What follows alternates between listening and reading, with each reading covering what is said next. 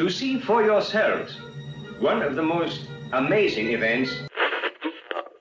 When is this great experiment made? Impervious to heat, impossible to move. Is it human or inhuman? Gentlemen, do you realize what we've found? It's time for the Geeky Brummie podcast. 5, 4, 3, 2, 1, 0. Hello, and welcome to this week's Geeky Brummie show. Joining me today, Mr. Keith Bloomfield. Hello, Ryan. Mr. Lee Price. Hello. Mr. Guy Halford. Sex. And special guest, Mr. Sam Edwards. Welcome back. Hello, thank you. It's been a long while since you've had you on the show. It has, yes. So what have you been up to this week?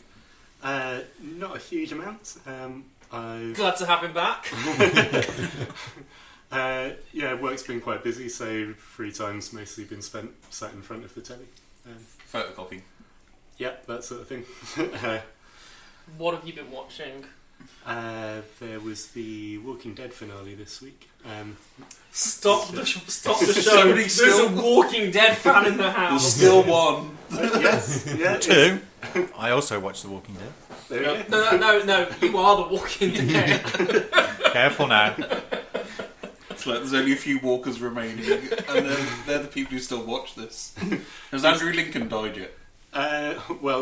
No, but he's gone. It was weird. That bit was weird. But besides that, did he just like slowly step backwards from the shot?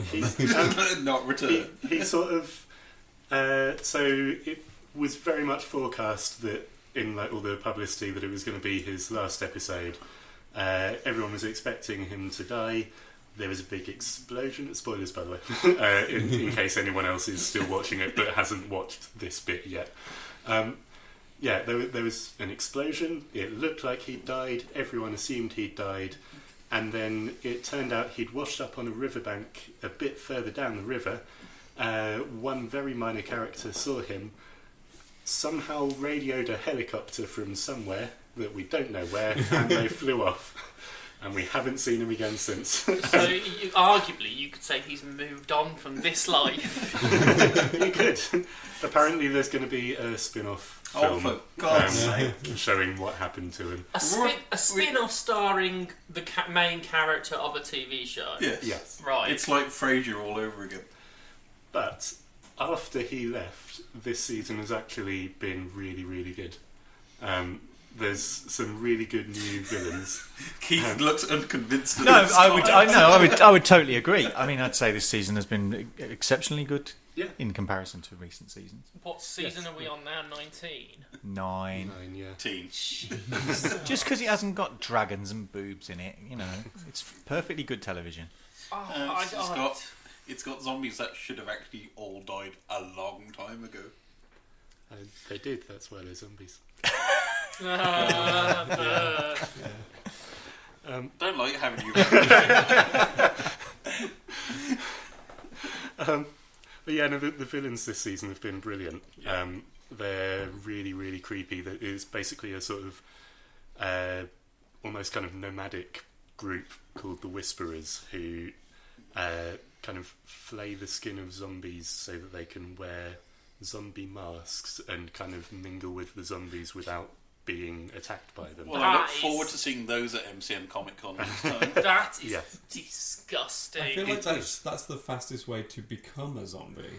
Well, surely they do it very well, and they can kind of they kind of shepherd the herds of zombies because if they want them to sort of shuffle off in a particular direction, the zombies will just kind of follow the crowd. So.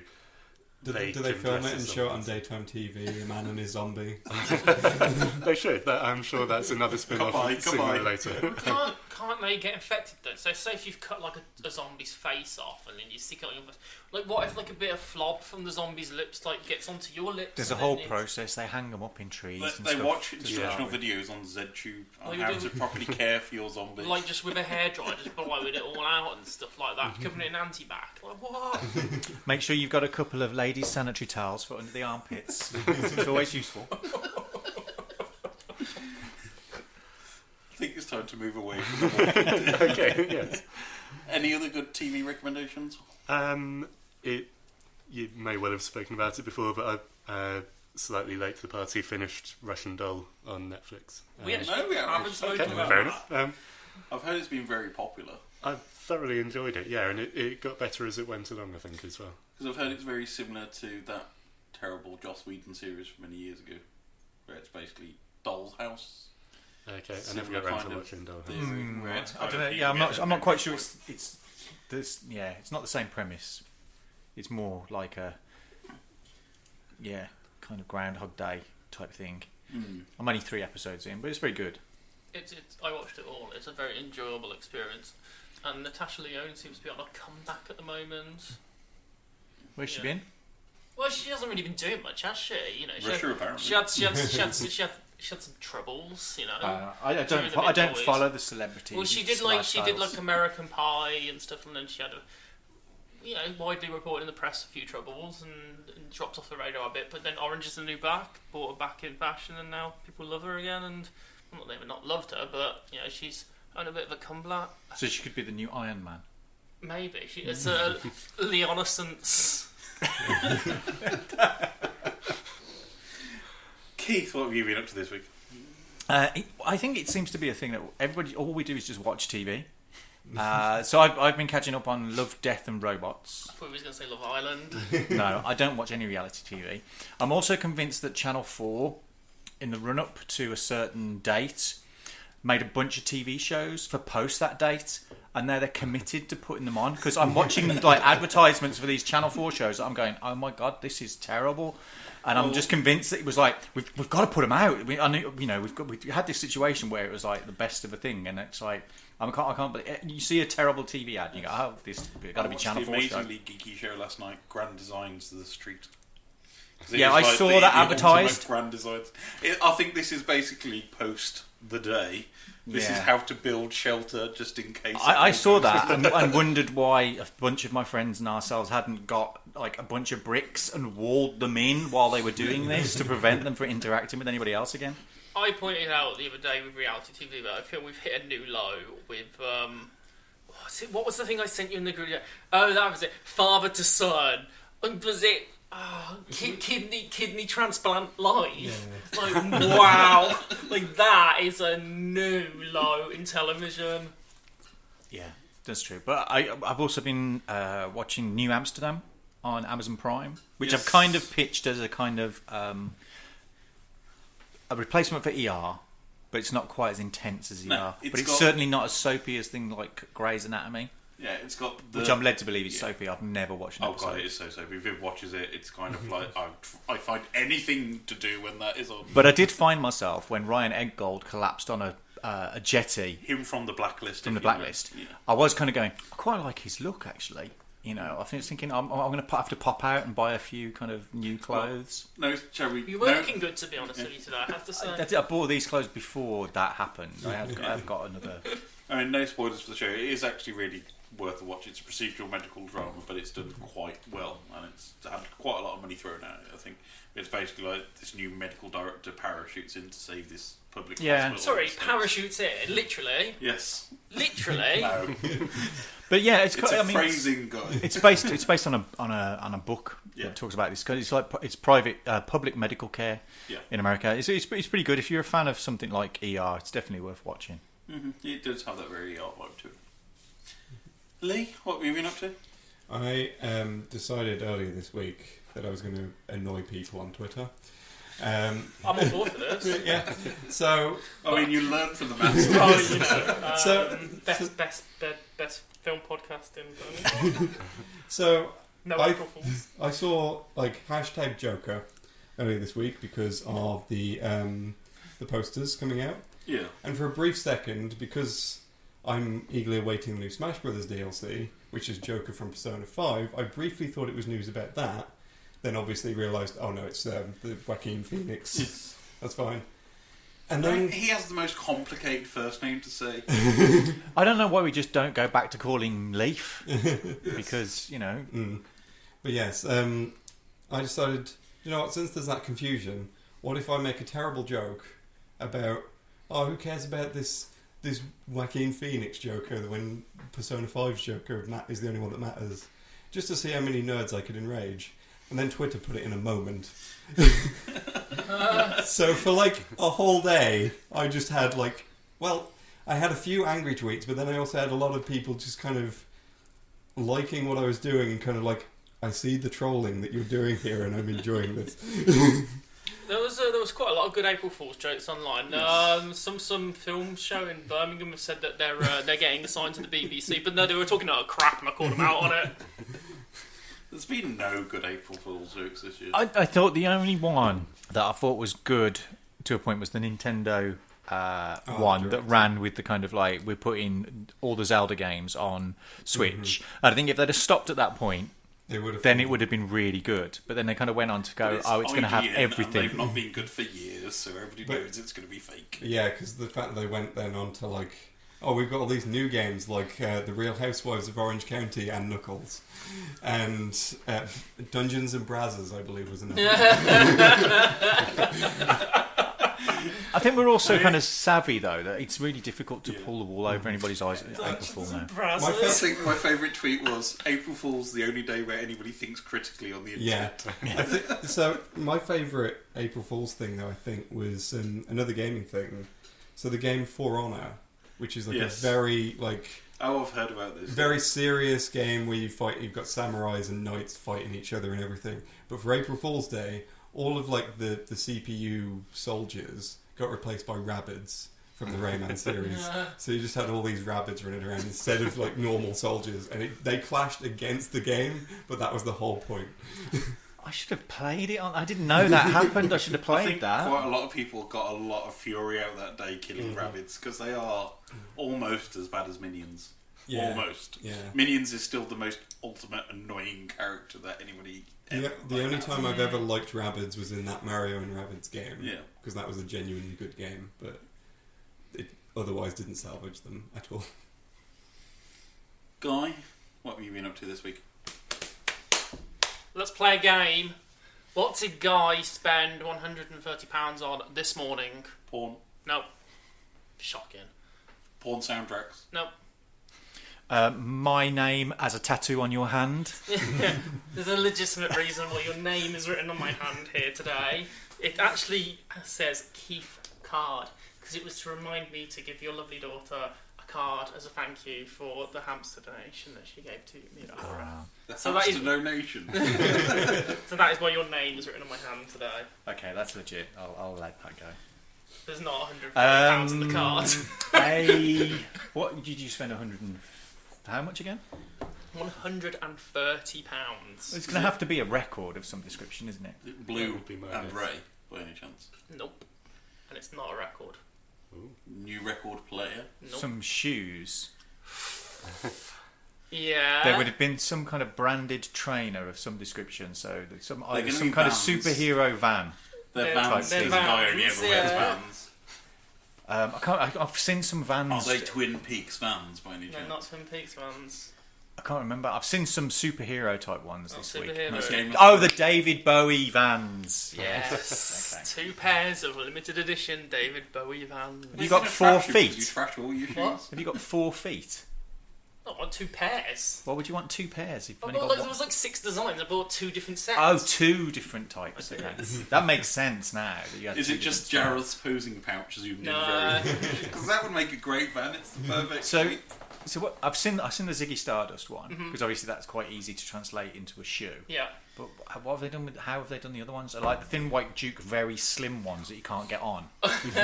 Aladdin Sane ones have got curly points. Aladdin Sane ones like got a stripe on the back, so like a trainer. Has one got the lightning bolt on it? That's the one. That's the trainer with a lightning bolt. There's Black Star, which has got like a nice cut out star, it's like a slip-on van. That would have been better off as Converse. Yeah, It's like a slip-on band. It's got a black star on the front, which kind of cut out as a bit of plastic. But it's all black. Now I get why it is, but at the same time they look like a PE shoe. So that's why I couldn't bring myself to spend that money, because I might as well just go and buy a pair of PE pumps and stick a star on them. I bought the Hunky Dory ones, which are yellow with a slight strap across, and they've got like a flannelly, clothy, like so we're checkered talking pattern. full-on history teacher shoe here. No, they're like a checkered board, like yellow print shoe, because he's wearing like a checkered shirt on the front of the Funky Dory. And I bought the Space Oddity ones, which are like blue and green polka dot, which are amazing. Kind of look like a clown shoe, really. But yeah, that's what I spent a great deal of money on this morning, and now I've got to pay back. Is that selling off your Blu-ray collection again? Records will be sold to cover what? Are you going to sell your David Bowie record? Yeah, my David Bowie shoes. Yeah. I will never listen to him again, but the shoes are worth it. But my main entertainment this week has been, obviously, we're watching the new series The Thick of It on BBC News at the moment, full on, every day. John Bercow. Oh my god, what? Like, he has made the depressing... Order! Division! He's made, like, the depressing state of this country more entertaining. Like, I just love watching him on the Parliament. On Parliament Channel. Yeah, just like, he's so entertaining. Like, he's just in it for laughs now. He's just like, I can't even be bothered with this anymore. I'm just going to milk this and have fun with it. But I love the piece of news today where the House of Commons actually had to close for a couple of days because there's a sewerage leak in there. It's kind of like, can you make it any worse than the sewerage that are currently sitting in there? Keith's just found the shoes. They seem furry. They are furry. That's why I like them. Horrendous. They look like slippers. They do look like some terrible slippers, don't they? Thanks, Rob. They look very 70s slippers, actually.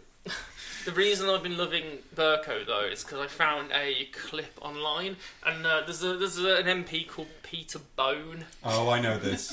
Which is great in itself, but then someone's edited him saying Mr. Peter Bone to Beethoven's Fifth, so it's like, Mr. Peter Bone! Mr. Peter Bone! Yeah. Mr. Peter Bone! It's like, it's the best thing I've seen all week. That guy's actually done a few more. Like, he's done one which is, I can't remember the name. It's like a weird, like, Bambos Garalambos. Yes, like yeah! And he's put it over under pressure because it sort of fits the bass line. I think Mr. Peter Bone, we agreed, was the best one out of the lot, but he has done quite a few. And also there's the Fiddler on the Roof one where it's like, I don't know the name of the song Fiddler on the Roof, but it's just like cutting the division into it. It's brilliant. Like, and that has been my intention. John Bercow has made this country a little bit better at the moment. I wait for this series of John Bercow on trains around the British I Isles. would totally watch that. I feel like he needs to be shouting everything he says, though. Like, maybe him playing Ubisoft games.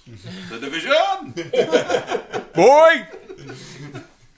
It's just, he's fantastic. John Bercow. He has made a very dark week quite happy. He has, yeah. I mean, he needs to do more entertaining stuff. Ryan, what have you been doing? Distracted by your wife entering the room. Went shopping at Nostalgia Comics, or Forbidden Planet International. Okay. I picked up a very nice Batman statue. If Nostalgia Comics had a theme tune, what would it be? Like, what would their theme tune? If they said, like, we need... Do Nostalgia Comics to the theme of Cheers. Like, if you needed to go... If they wanted you to... Like, you went into the store and they were like, we wanted them to hear this theme as you walked in. And you for me or for them? Just in general, every time someone came in, this theme would play when they walked in. Ooh. Sometimes you have to go where everybody knows your fandom. I don't know, I'd pick something out of like John Barry's kind of like 60s TV show themes, like the Space Persuaders, or Space 1999. Yeah, but that hasn't got lyrics, so has it? I mean, the aim of me asking you this because I want you to sing a song, but... I'm like some kind of performing monkey. That's why you've got grand ideas now you've seen Dumbo. You're like the Danny DeVito of the group now, aren't you? God, I love Danny DeVito. Yes, but I did buy a very nice Batman statue in Nostalgia Comics, which is over there in the box. I would retrieve it myself, but I've also hurt my knee. Oh dear! Oh dear! It's a sign I've reached. It's a sign I've reached the age of 35. Oh, the black and white one. Yes. Okay, nice. Yeah, it's a sign I've reached the age of 35 and everything has stopped working. It is 60s Batman, by the way. Did you run out? Did you jump out of bed trying to escape a spider? No, I just got out of bed. That's it. It's got out of bed. It's a miserable story nowadays. But it is a very nice. Got out of bed. Totally buggered up my leg. He's quite nice, isn't he? Yes, he's very. So is that a? Have you got more than one cape? Or no, just the one cape. Oh my god, boys! Nice. The hard-ons you've all got. Look at this, Jesus. I'm alright, Lee. I don't need to It get my makes kicks from a me model. miss the days of the Warner Brothers shop in Merry Hell. because I got a very nice Batman Beyond statue from there. Yes. Once, massive thing. It is remember really that nice. shop. I loved that good. shop. Do you know what? Like they used to play like a lot of the same stuff on the TV. And I went to the Disney store the other day to buy Dora a gift for her birthday, and firstly, I looked at the receipts, and on the receipt they don't say cashier; they say cast member on the receipt. So you were That served must be the by most this cast depressing member. Disney movie of all time. Retail, the Disney movie. What happened today when a small child weed itself and I had to get on the Now I'm just imagining a Disney version of Clerks. What would the 37 being referenced to? I don't know. There would be one guy who spoke like Mickey Mouse all the way as well. Yeah. Do you know what the worst bit about it is though? Like, I honestly, if you worked now, I think like I'd have to kill myself because they play the same loop of songs all day. And it's just so happy and positive all the time.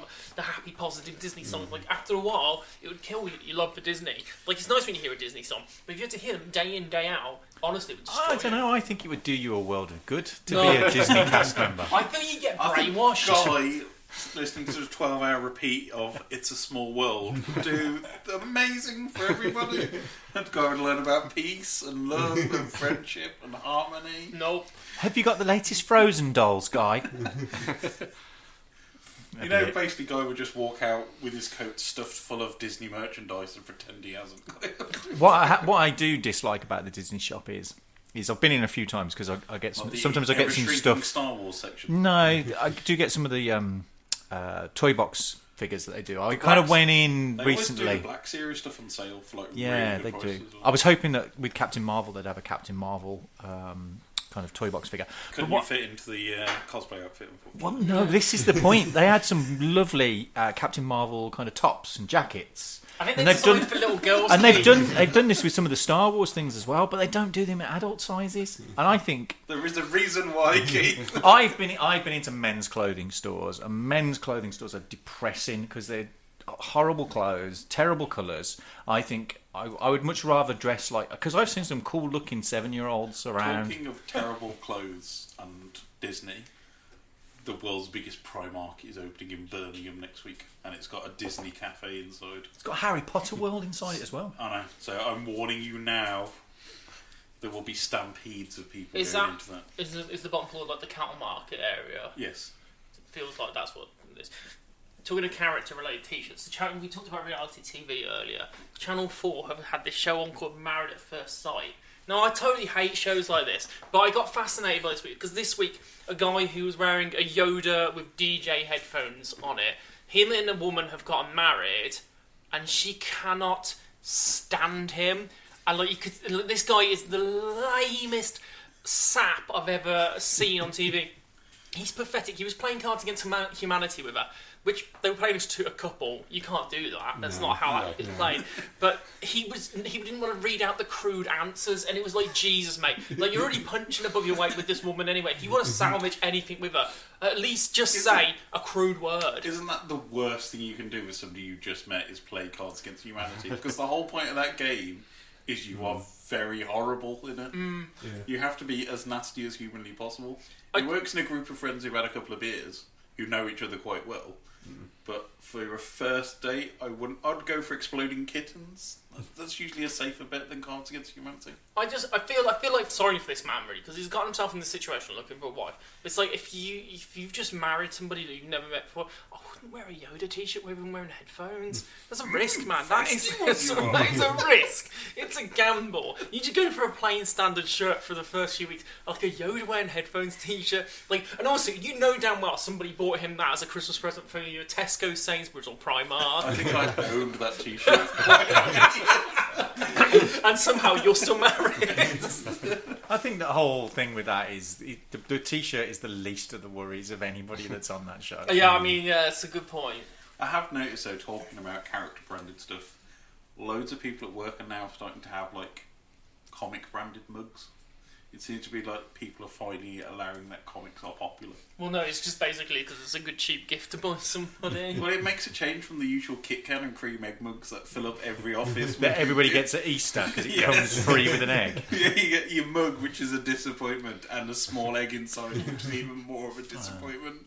If we can just cycle back to the clothing, though, because this is something that gets me, is the quality of t-shirts now is terrible. They seem to be made out of something that's very close to cling film kind of blood, sweat, thickness, skin and tears. I was expecting lace. But very close to lace. I like a heavyweight fabric. I like my clothes to weigh more than I do. So I have a kind of clothing Keith, thing. by the way, it's a medieval knight. Well, this goes into do I buy a item of clothing? My one of my criteria for is, would this survive if I was thrown out of a moving vehicle? So obviously, that situation occurring. Well, you never know.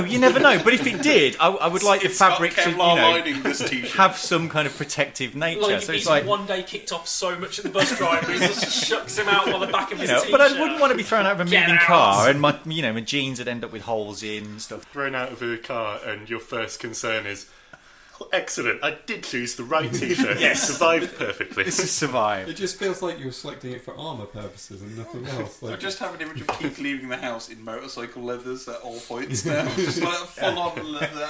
Now, Keith, I will say this from experience. Years ago, in my wild youth, and we used to make comedy videos, I did jump out of a moving car window for fun, going at 20 miles per hour. I jumped into a pile of grit, stupid. Now, I can honestly say, my clothes were fine, my face wasn't, but, I feel like you'd be alright. So that's what happened. Yeah. I feel like there should be some kind of comeback to that, but we're all just going, we can't argue with that. Your face isn't right. Could I see Guy in Jackass-related stunts? Yes, I could. Yeah, I did quite a few, to be honest with you. I've seen some of them, I believe. You have, yeah. Not my finest moments, really, were they? No. Talking to Jackass stunts and Rod, how did you fall out? What happened with your leg, Grandad? Oh, my knee. I woke up. I turned sideways to get out of the bed. I put my feet on the floor, and then my knee stopped bending properly. That is honestly crap. Viv, you were in the room. What noise did he make when it happened? She was still asleep. She knows nothing of my pain. What noise did you make? It was a painful grunt noise. Like, yeah. Anyway, I suppose that's better than a noise.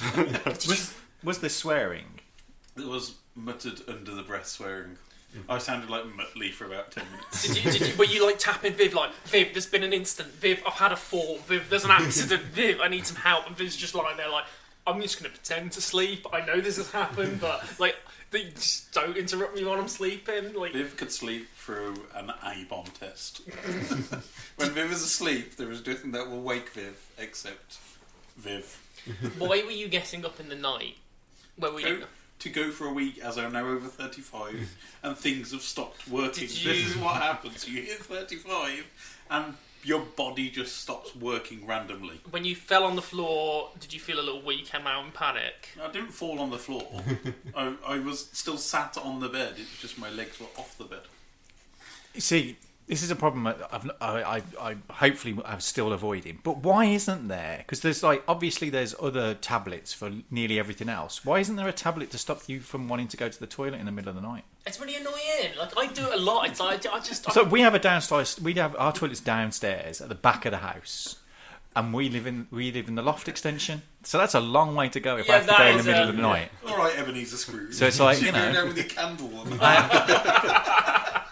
Is there a market for superhero branded chamber pots? Would you like to pee into a pot of Iron Man head Well, the last for your time you night? held it in overnight was Francis Bacon, and he died because he did it. So why didn't you just? I think that was a cautionary tale for everyone. Don't hold it in, just let it go. Why don't you just pee out the window or into a bucket at the bottom of the bed? Like, that would be easier, Why right? don't you purchase a commode? Then you could be Commode or Keith Bloomfield. Well, there you go. That's it. Yeah. I mean, that would make life easier. Yeah. If I did it into a chamber pot, I could then go into the compost bin. Get a funnel and a very long garden hose. Yeah, into the compost bin. Yeah. For that nitrous boost. Yeah. It's like Fast and Furious for compost bins. Add the nitrogen. I'm glad that you added the bit at the end, because I was trying to work out how that fitted into Fast and Furious. I'm now thinking of an Ang Lee directed Fast and Furious compost bin movie, which is where you've got Vin Diesel's head sticking out of a compost bin, going very slowly down the street. Who can break down their compost quickest? It's like, that bit in Fast and Furious where Vin Diesel got a hose and a funnel and couldn't be bothered to get out of I've bed. been eating lots of bananas. It's going to work this week.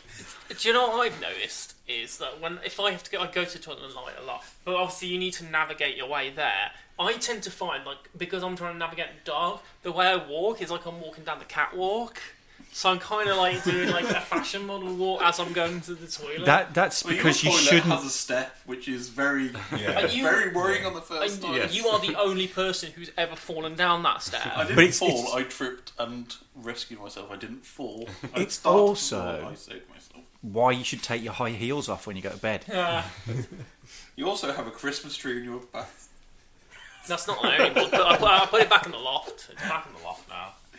This was February. I think the Christmas tree was still in your bath. I mean, it's just sheer laziness, right? Help me for what I am, a slob. It's like we started off, how's your week been? And now we're talking about Christmas trees in bathtubs. It's like, what happened? And peeing into tubes that go to your compost bin.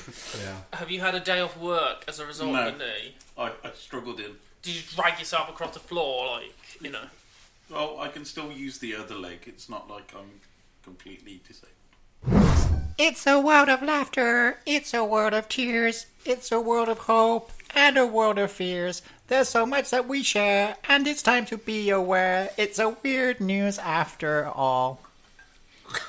I don't know the melody to It's a Small World. What just happened? You put me on the spot to come up with an ident, and I thought I was trying to be clever. Just for future reference, that is not the melody for It's a Small World. Is that not the melody? I've never been to Disney World or Disneyland. Now we know it. Now it really sounds or like to the world of Disney. We know what it sounds like now if Keith gets punched in the balls. It's a small world after all. Oh my god. He's Right. snapped. He's gone. Guy, you brought this video to the group's attention. Yeah, Tom Hiddleston did something creepy. Low-key himself.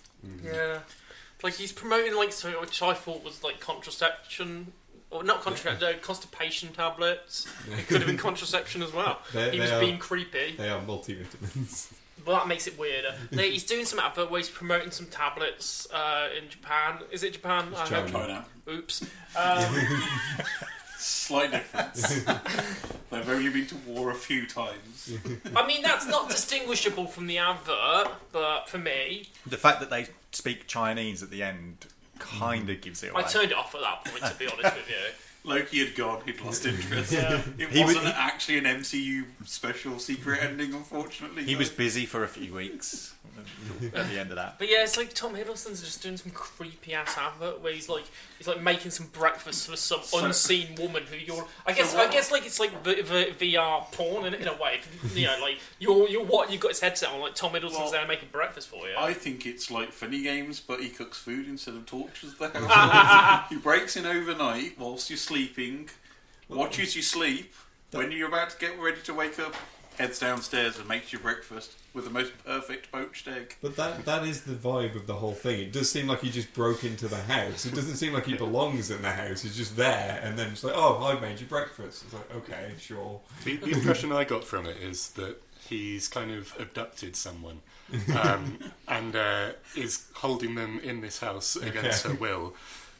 So when he sort of gives her the pills, he's like, don't forget, take these pills.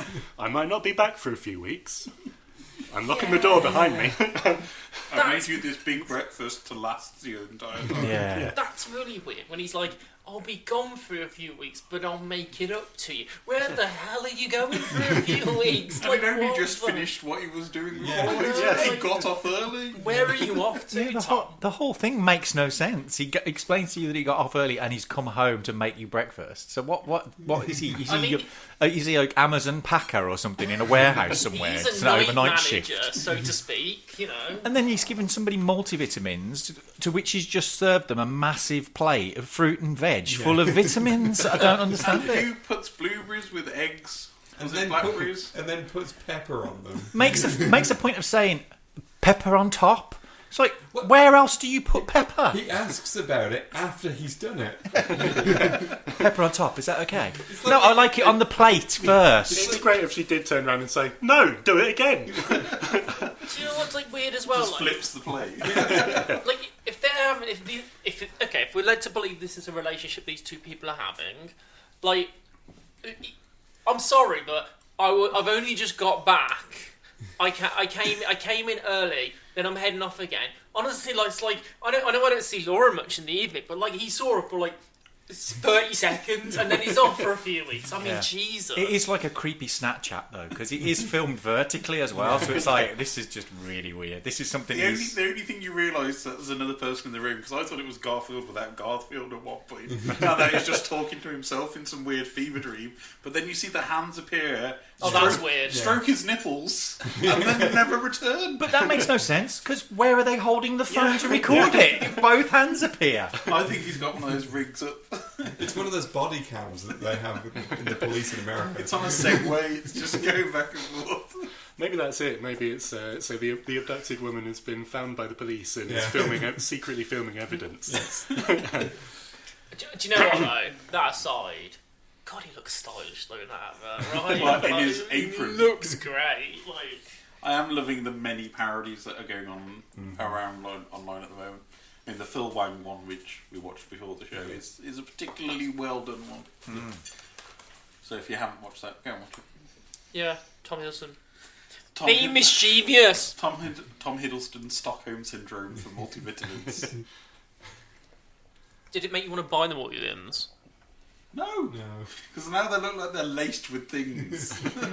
It made me want to go and change my locks. Maybe it's an advert for Ring doorbells, and they've just surreptitiously put the centre of it. It's just for security systems. On the subject of adverts, I just want to quickly point this out. What the hell happened? They've changed the postcode lottery advert. No one's knocking at the door. No one's ringing the bell anymore. What's going on? They're all stood in the studio. That is not the postcode lottery to me. Like, what's happened? I'm genuinely gutted. Where are these people from Celebrity Love Island going to survive now? Exactly. I am genuinely gutted. I miss them, like... They're putting jobbing Z-list actors out of work. Exactly. I miss like them pulling up and just pulling a crowd of random, mostly toothless people together. And I can talk. I'm missing a tooth. Mostly toothless people stood in the background. You just wanted to be on the advert one day. Someone's knocking at the door. Someone's ringing the bell. It's not the police this time. I think that's probably why they stopped it, due to the connotations that some of their winners aren't photogenic. Yeah. To be fair. Silence? No, it's fair. Yeah. Don't know where you can go from there. Nobody's touching that one. No. But one thing I was going to wrap this up with: which celebrity would you want to break into your house and make you breakfast?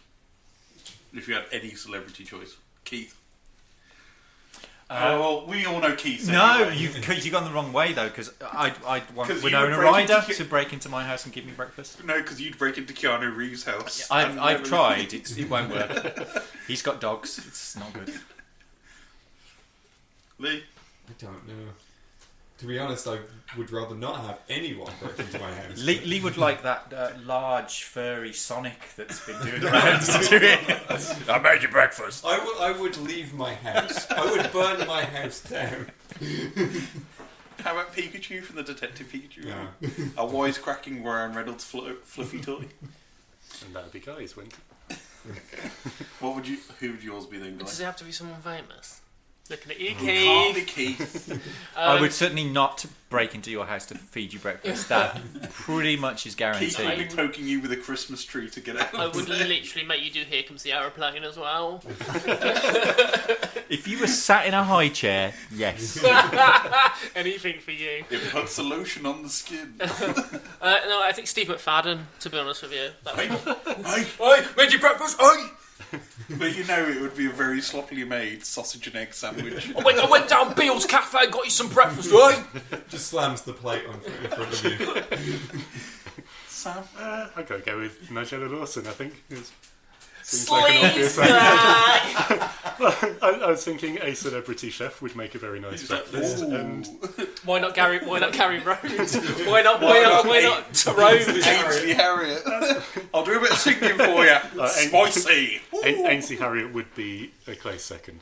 I mean, let's face it, you laid out your cards on the table here. We know what you're cooking. What if it was Gordon Ramsay and he just yells at you first thing in the morning? Get out of bed! I got here early! Yeah, this house is a bloody nightmare. I think the worst celebrity food person would be Greg Wallace. Because he blatantly can't cook. He's just put on there because John Turturro doesn't like desserts on MasterChef. That is why his entire existence on TV is. See, I can't see those two because I used to watch Horrible Histories, and a couple of the guys used to do a parody of MasterChef, and the two that do it on Horrible Histories are just far better than the actual real people, and I can't see anybody but them. Don't get me started on Turode. What about you, Ryan? Bear in mind your wife's I love the 3 feet away. I love the fact he thought of this feature, yet he can't think of one himself. Well, I need somebody who can cook well, but is quite a fun character to have. It sounds like Alfred the butler from Batman. Sounds like Ryan was like, write the letter in Mary Poppins then. Someone who must be gentle, someone who must be sweet and kind. I would have Alfred the butler from Batman, because I think he'd be the best person to wake up and make you breakfast. Master Ryan. It's time for breakfast. What about the butler from Tomb Raider? Chris Barry. No, from the game, the one you lock in the freezer. Yeah, as long as the option to lock him in the freezer is still open. What? Are we still talking about Chris Barry? Either way. Because you just opened up a piece of Red Dwarf references and you close the fridge again. You open the freezer, he just does the salute. Yeah. I think we have got enough mileage out of this 30-second advert. Yeah, cheers, Tom. Yes, enjoy your MCU special. Imagine if that was like they just put that in the front of Endgame if it came out on April the 1st. That's just the only advert. No, have that as the one scene at the end of the credits. Yeah. So everyone waits for the whole thing, waiting for something massive, and it just purple hands instead of. Yeah. When they reverse Thanos' snap and bring everybody back, they just wipe Loki's memory and just make him believe that it is this bloke that breaks into people's houses and gives them breakfast. No, I think it's green hands instead of purple as well. Yes. Yeah. Well, I think it'd be Thanos' eyes. You're just reliving the moment. He knows him. I mean, him and Thanos were quite chummy at the start. See, now I want to make a parody video that features Thanos just looking at him, just going, "Okay, snap." Yeah. Why is this not working? Breakfast, Tom. Where's my breakfast, Tom? Where'd you get that apron from, Tom? What would be nice to do is just have the bit with the reality stone and go, and it was beautiful, and it just zooms out. Tom Hiddleston cooking in the kitchen. I'm not going to sing the final countdown. I did think about singing the final countdown, but it is the final season of Game of Thrones. 6 episodes until it's all wrapped up. So we ended the last series on a curious position. I can't even remember what happened, man. Boat 6. It was the whole... Has it been confirmed yet? Yeah, I think it has. Auntie and nephew getting it on situation. Yeah. It was being confirmed while they were getting it on, interestingly, as well. Yes. I mean, fair enough, though. Why not? Yeah, why not? Yeah. So we've got 6 episodes to wrap up what has been one of the longest book series that's ever taken to be written, and is still only half completed, and what feels like has been a decade worth of TV. Well, it has been a decade. Has it? It started in 2001. It's been 2011. 2011, so 8 years worth of TV. Yeah, I don't think it's 8 years worth of TV. Well, it depends on what speed you watch it back at. Yeah. But there's been some highlights. There's been some lowlights. There's been more lowlights than highlights recently. So just the actor's hair, getting some nice lowlights in. Well, Joffrey did disappear halfway through, so the highlights went down quite a lot. Well, definitely. Yeah. Like for me personally, as he is one of my personal heroes. I mean, Sam, you're a massive Game of Thrones fan. What does it feel like going into this final series? Like he's lost a limb. It's a weird one, actually, because obviously I can't wait to watch it. It's been an even longer wait since the last season than it normally is. Well, they actually had to wait for winter this time, surprisingly.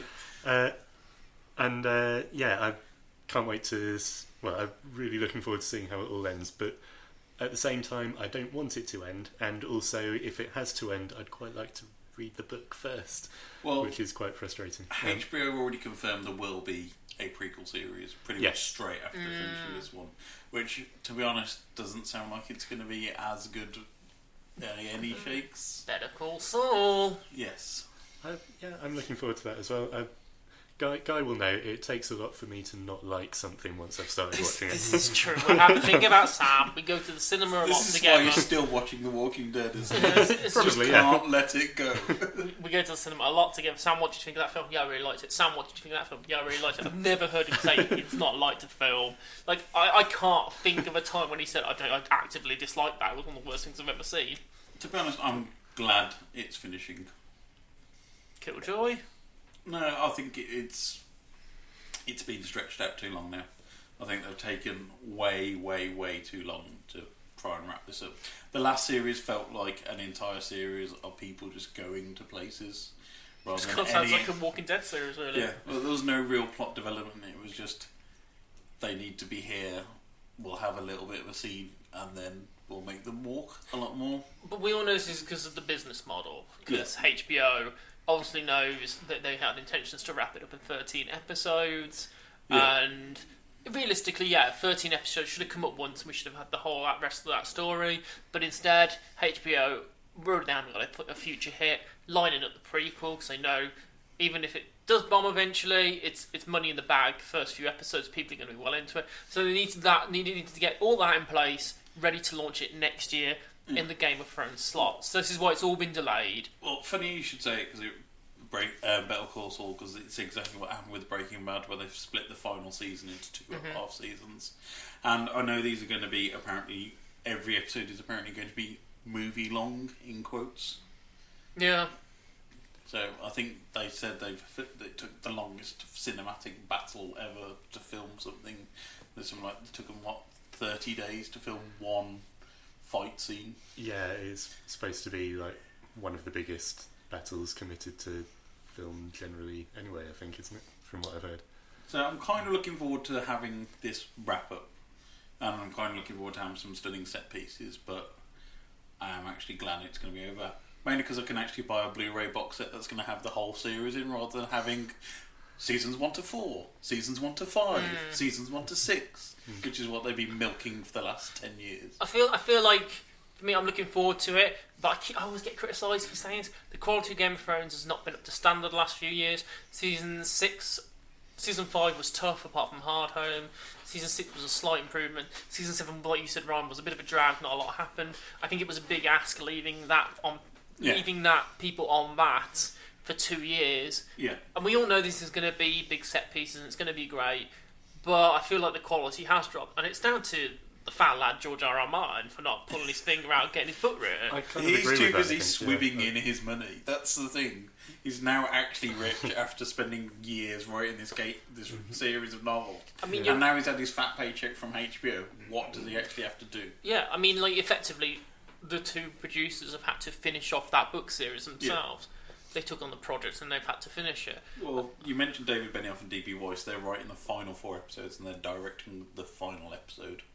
Now, that leads me to the structure of the series, because I've been talking to Laura about the structure, and I very much think that the last episode is actually going to be a crushing disappointment. And the reason why I think this is, like, the first 2 episodes are going to be a setup to a big battle. Episode 3 and 4 will be a huge battle of some sort spread across 2 episodes, I would assume. And then it's going to be the wrap-up episode. Yeah, episode 5 I think will be the aftermath of the battle, and season 6 will be wrapping up the whole of Game of Thrones. Who gets the Iron Throne? What slightly happens in the future? And I think people think that it's going to be like one of the best finales of all time. It's kind of like, no, your finale is going to come mid-series here. Like, it's like the Breaking Bad thing. The real finale of that was when Hank Schrader found out about him, and then the episode with the shootout at the end. The final 2 episodes were distinctly dull, and not a lot happened. It just wrapped up all the minor fronts. The final 2 episodes of Breaking Bad were pretty much an epilogue, which is where I think you also say we're going to have the final episode is going to be an epilogue. It's going to be whoever's left and what happens to their characters. I think you kind of need that, though, and Game of Thrones does have a history of episode 9 out of 10 being the big one. Yeah. And then 10 often still being good, but wrapping it's stuff going to up. be like a documentary series. Samuel Tarly went back to the giant library and retired his years writing novels. But you need something like that because people are going to want to know what happened to the characters, and you can't just have like a bit over the credits saying with like a still photo of each character and a little blur. Like having like an Oscars bit with all the characters that have died through, with Daenerys singing "Arms of an Angel" in the background. I would definitely watch that. But I feel like what would be utterly mind blowing, and people will probably disagree with me, is if they wrapped it up properly in episode 4 or 5, and then they completely did a Twin Peaks: A Return on us, and then the final episode is just a complete curveball, which makes you rethink the whole of what you've just seen for 7-8 years. Like that would be mind blowing. It's going to be like the last 2 episodes of Evangelion, the anime series, where it became what's going on inside somebody's head instead of the actual what's going on in the real world. Suddenly, it's an alternate universe high school drama. Yeah, I mean that would blow my mind.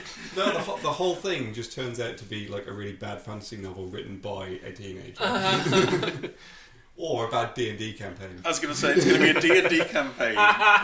Imagine if it was the guys from Critical Role, and that was the end of it. They just had Critical Role going, roll for initiative. Oh, you're dead. That's the end of the game. I think that it's going to be spectacular TV. It is. Yeah. It is the TV event of the decade. Let's face it. Really, this is Silence from Keith and Lee. Like they don't watch it, but I think we've, as you said, we've had since 2011. So this has been building up across the 2010s. We're going to do our TV of the decade show later in the year, and let's face it, this is going to be there as probably the defining show of the decade because of what it has represented, what it means to people, the phenomenon that it is, the amount of boobs that have been on TV since, the amount of violence that's been on TV since. I mean, love it, hate it, watch it or don't watch it. You know this show. Everybody knows of the show. They know characters from the show. They know people who've been in it. Yeah. It's a phenomenon. It's been like the MCU of the TV, basically, over this decade. It's been the big populist show to watch. Like I can't think of a finale event as big as this since the finale of Lost, which was huge. But unfortunately, the finale wasn't. That was the problem with Lost. What scares me though here? There were many problems with Lost. Let's be honest. What scares me here is like the social media aspect of the finale here. So like when Lost finale aired, I did a social media blackout for the whole day because I didn't want to find out, and that was like 2010 I think, and it was a lot easier to avoid stuff then. But like now, I feel like the 20th of May is going to be one of the hardest days. We already know Twitter is going to be polarised, whatever happens, because you can't. Twitter's always polarised. Yeah, I was going to say, you're never going to be able to keep that audience happy, whatever the outcome is. It's a no-win scenario. If everybody survives and they all go off and live in happy cloudland, half the audience is going to be peed off. If everybody dies and it finishes like a Game of Thrones book should, where everybody does die and it's all miserable and grim and dark, the other half of the audience will go, well, I really liked this character and they died and they shouldn't have. Well, what I'm saying though is like this is event television. This is like if you don't watch it that first night, this will be spoiled for you. Like if you don't see this when it's happened, you're stuffed because you're gonna find out. And I feel like that's quite scary going into this series. Like before, okay, if you found out something, it kind of stuffed you, if you wouldn't, especially if it was like the episode 9, Red Wedding, or something like that. Like if it was like the episode 9 and stuff like that, you'd be a little bit like, oh, it's disappointing. But I think with this final series, especially since no one knows, because there's not really any book material here either, that like to get anything spoiled from this series. That's going to be tough on people, and I think a lot of people are going to come to blows about that. It sounds like George R.R. Martin wrote the final chapter on the back of a tissue and handed it to Dave and Davey Words and went, "This is what happens. You go away and write the rest of it for me, please, while I jump on my bouncy castle." And give me a transcript that I can put into a book after it. I'll change a few of the words. It's fine. It's not plagiarism. It's cool. For the Lost Hodor novel. Just gives Hodor's journey throughout the day. All right. Any predictions then for this final series? Jon Snow's dead. Jon Snow will die properly this time. Okay. That is my big prediction. Jon Snow will die. Daenerys is probably going to die. Peter Dinklage is going to end up on the Iron Throne. Sam? I'm almost trying not to think too hard about it because I'm going to enjoy having it told for me, but you may well be right. It's Game of Thrones. They've made him the main character so much Yeah. It's going to be Game of the Thrones if he dies before he gets to live out his life. Yeah. Who's on the Iron Throne for you, Sam? Part of me would love it to be Sansa, actually. I think she's sort of developed the most in terms of sort of starting out very naive and then actually learning how to rule as the show has gone on. And I think she's gone through so much in that as well. It'd be great if she actually gets rewarded for it at the end. Guy? Yeah, I think a lot of characters will cop it, to be honest with you. I don't think Dinklage will make it to the end. I think he'll take a sacrifice. My feeling is, I've said this from years ago. I've been saying this for years. Sansa Stark will be on the Iron Throne at the end for definite. There's no way she won't be on the Iron Throne. But I don't think she's the rightful heir. She will be the rightful heir at that time. Yeah. But I think she'll be like a placeholder ruler for the child of Jon and Daenerys, who will be the rightful heir to the throne eventually. But she will be a placeholder royal for that until that is the time that they can take over the place. Final thought. Imagine if Cersei's the only one left. That'd be ace. That would be quite cool. Keith and Lee would prefer Sean Bean to be on the Iron Throne. Just stick a poke in and just put the head on there. It's fine.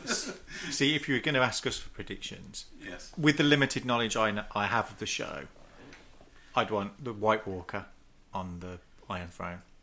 I mean, I've already given my prediction. It's just going to turn out to be a D&D campaign, and George R.R. Martin's going to be on the Iron Throne. It's just going to pull out, and there's a table in front of him. They're going to kill all the dragons. They're going to remove magic from the world, and it's just going to be there'll be a whole thing about who's going to run Westeros, and some will vote against, some will vote for, and then some bloke at the front will be going, "Whoa!" And it'll just be, yeah.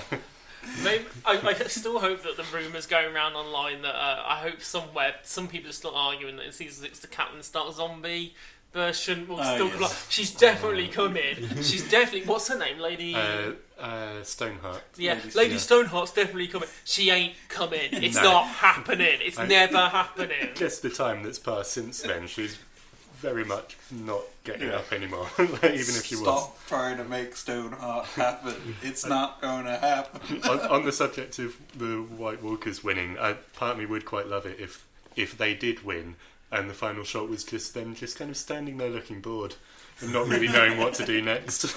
So we've kind of done everything now.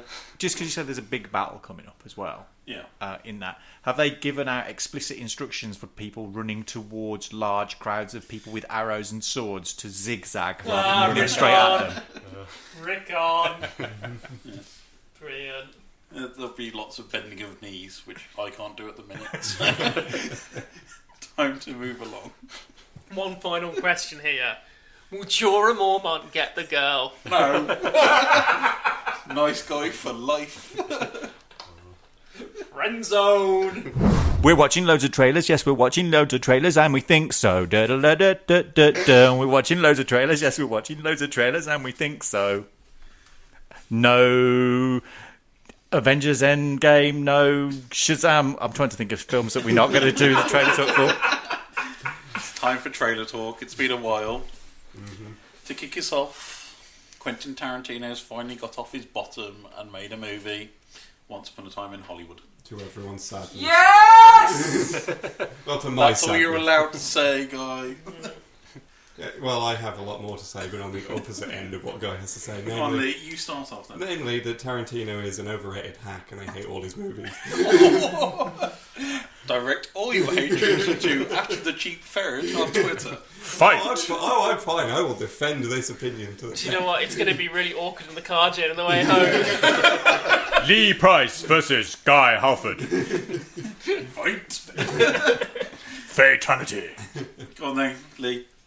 Well, I looked at it and I went, oh, well, this is a Tarantino movie, so there's going to be long, pointless monologues that go nowhere. There's probably going to be shots of Margot Robbie's feet for no reason, and it's just going to be a complete waste of time that's going to make me angry if I watched it, so there we go. Keith?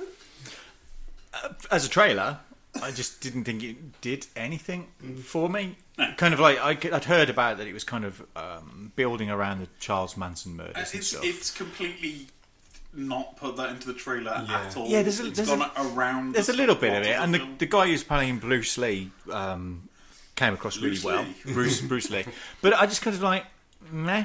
It's like, okay. Well, that's the just thing. Like, had nothing in it. A lot of my problem with Tarantino movies is it makes me want to watch the better movies that he's inspired by. So seeing Bruce Lee makes me want to watch a Bruce Lee movie and not his version of it. Yeah, the fact that you've got kind of like Brad Pitt and Leonardo DiCaprio. Well, Leonardo DiCaprio is his favourite new toy, isn't it? But it's like, I kind of thought, I was a bit meh about it, really. Sam? I'm really looking forward to it. Not anymore! I do like Tarantino's films, and I think he's the sort of director who loves films. There's some that take a particularly sort of almost academic kind of approach, like Martin Scorsese's in a similar sort of vein, and I feel like this is Tarantino getting a chance to make a films about the making of films, which I think has potential to be quite nice. I think he gets put into lumped into categories, as you said, Scorsese, Kubrick, like he's some auteur of a director because he said, I'm only ever making 12 films. And I think he can be a good director, and there's been great films. Pulp Fiction and Reservoir Dogs are great films to me. No, I they're really not. like them. No. They are great films. In my opinion, they are great films. But I don't think he is that kind of super director that everybody makes him out to be. Especially with stuff like The Hateful Eight, which was not a great movie in my opinion. And Django Unchained was riffing off the previous work, as you said, the 70s blaxploitation, that it didn't actually add anything to the genre. Go on then. Haters gonna hate. This is my most anticipated film of the year. I cannot wait for this. I've been looking forward to it ever since he announced it. We've spoken about this on the show before. I am intrigued and interested in the Charles Manson phenomenon. I can't help but find him interesting because he's a charismatic serial killer who didn't kill anybody. I can't wait to see what he does with that source material. So obviously with Inglourious Bastards, there was the reworking of the Nazi regime, and he put his own spin on it. So is he going to put a spin on the Sharon Tate murder? Or I'm just really interested because the whole Manson thing's fascinating. That whole period in Hollywood is fascinating as it was going through quite a significant change, and that's obviously why he's focusing on that. And also I like the trailer because it doesn't necessarily reveal too much about this film, which I think he's trying to keep under wraps because we don't necessarily know what genre he's going with here, whereas before he's made it quite clear it's Western inspired, it's blaxploitation inspired, it's Kung Fu inspired. It's not quite clear here, and I feel like the only reference point here is Pulp Fiction. But I think that's what makes it a bad trailer. I think it was a great trailer. I think the trailer just missells the whole film completely. I mean, I was utterly disappointed with the poster that they released. That was awful. Previously, it was like, this is not the quality that I would expect from this. I would want a sharper... They could have done that trailer with the same content, but cut in a way that was much more interesting.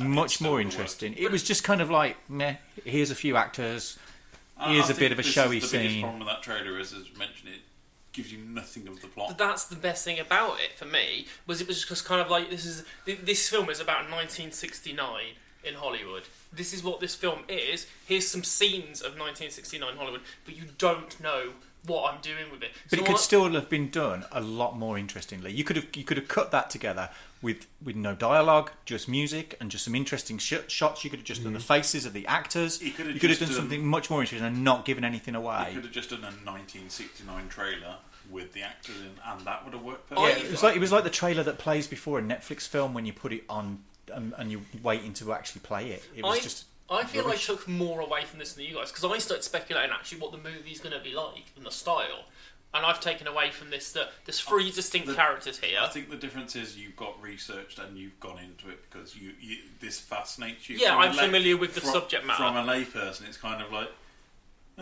I can see that, but I think that Yeah, maybe the trailer doesn't represent what this film's going to be, but I think when it comes out, it's going to be fantastic, because I think you're going to get a love letter. I think it's going to be 3 stories. One, a love letter to Hollywood, focusing on DiCaprio. One, a crime caper with Brad Pitt, probably with DiCaprio. And I think the final section is going to be the Manson section. I don't think it's going to be full-on horror.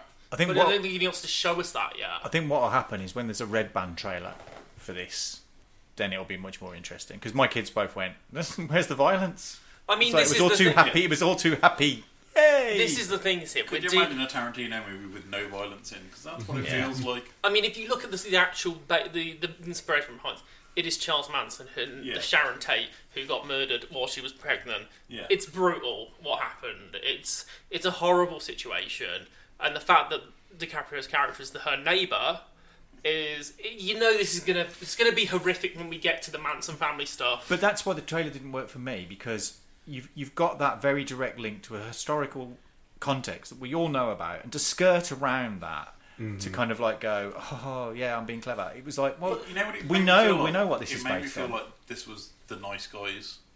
But that was the feel I got from it. Brad Pitt and Leonardo DiCaprio remaking The Nice Guys. That's all I took away from that trailer. I feel like you said though, it's a point of knowing the source material. So I was getting some of the Manson vibe from the material. So obviously knowing about that summer and some of the shots of like the girls looking sinister, the shot of Manson looking all like happy, and like hey, because remember Manson was kind of trying to get in with Hollywood people and stuff like that. So there's going to be a bit of portrayal of that. So I think it depends on what you know about it. You take away different things from it. But it maybe wasn't the preview I wanted necessarily, but it's given me it's given me a look at the visual element of what to expect, what he's doing with this, and I'm excited for it. Okay, time to move on to a slightly happy movie. Unicorn Store. So we got Brie Larson and Samuel L. Jackson fresh off Captain Marvel in some indie Netflix flick. I was going to say the alternate universe Captain Marvel movie. So, if you've not seen the trailer, it's a girl who wants a unicorn. She's a struggling artist. She gets an office job, and then she goes into a shop, and Samuel L. Jackson says, "You can have a unicorn, but as long as you're happy first." I mean, that was pretty much it. Yeah. It looks nice, but we've seen all this before. Manic Pixie Indie Girl film, it's Garden State rewritten here. I mean, Samuel L. Jackson's reused his wig from Kingsman. It was Captain Marvel's Magic Emporium. Yeah, yes, really. I mean, I'll watch it because it's going to be on Netflix. And I'll watch stuff Penguins. I'll watch stuff with Samuel L. Jackson in it. I'm sure it'll be entertaining enough. Yeah, it looks sweet. If you're looking for that kind of lo-fi indie style thing that just happens to have a couple of the Hollywood's biggest names in it. I just want to know how they're going to slip in the subtle mother F, which they have to do with every single Samuel L. Jackson movie now. Maybe they'll just cut it off at some point. Like he'll go and say it, and then just the scene cuts. Maybe it'll turn into a horror film, and like the unicorn will gore people, and Samuel L. Jackson will get pierced with a chest, and he'll go, "Mother." When it's revealed that he's a replicant. I mean, I love Brie Larson. I think she's great. I think she's a real personality in Hollywood at the moment. She's a breath of fresh air. She gets a lot of hate online at the moment for some of the things that came out around Captain Marvel. I think that people who say are idiots. She's just saying what she thinks, and that's what we want from her. So I think this is going to be good. I mean, it's a bit of fresh air, and it's nice to see someone. It looks like a nice, happy indie movie that would have been out in cinemas 10, 15 years ago. It's the kind of thing that I'd watch starring Zach Braff alongside something like Safety Not Guaranteed or those kind of things that you'd expect to It looks see. like the kind of film that I would watch religiously while I was at university. So It's I one of those probably will watch it and I'll probably enjoy it, but I probably won't. It probably stick with me too much. It'll be a film that a group of people will reference endlessly in a university bar, and nobody else will know what they're going on about. Yeah. It's a film that makes you want to have a girlfriend like that. A Manic Pixie Indie Girl film, that's what it is. Yeah, I can see that, yeah. Right, slipping back over to the darker side of stuff, Pet Semetary. So we've had the 1983 book, the 1989 movie, and it's out now. It's had very mixed reviews to start off with. Some people are saying it's not very good, some people are saying it's dull.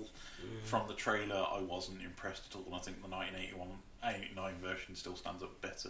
Yeah, I mean, I'm not as familiar with Pet Semetary as I am with some of the Stephen King works, but I watched that trailer and I thought it was a very generic looking horror movie against that backdrop. Yeah. So I like the original film. It's one of the better Stephen King adaptations. Plus, it's also got a banging Ramones title song which is awesome. From the trailer, all I could think of was, who got to make the cats dirty? I was like, that must have been a horrible job to scruffy up those cats. That was a huge discussion online. Loads of people going like, how much were they getting paid? It's like, what the heck? That's got to be... I mean, it looked... It was like, oh look, it's the dude from Terminator Salvation who isn't Christian Bale that nobody likes. I mean, it looked okay. I probably wouldn't go out of my way to watch it. I will probably see it at some point later on, just to see how it compares to the original. I think it feels like very much a DVD, maybe a Blu-ray, maybe a rental. Yeah. I think if I was 20, 30 years younger and it was Friday night after the pub and it was on, I'd probably go and see it then. So I think if you're in your kind of 20s and stuff and you were looking for some Friday night action, with cats in a cemetery. Oh, that perked me up when Keith said Friday night action. I'm just thinking about Keith's childhood now, where cemeteries and Friday night action are very associated. Yeah. Dirty cats. I'm glad you said cats there. I'm kind of looking forward to it, but I will confess I haven't actually seen the previous film. You own a Cineworld Unlimited card, so that I think also helps. Yeah, there's no reason not to watch it. There is no expensive reason for you not to watch it. No.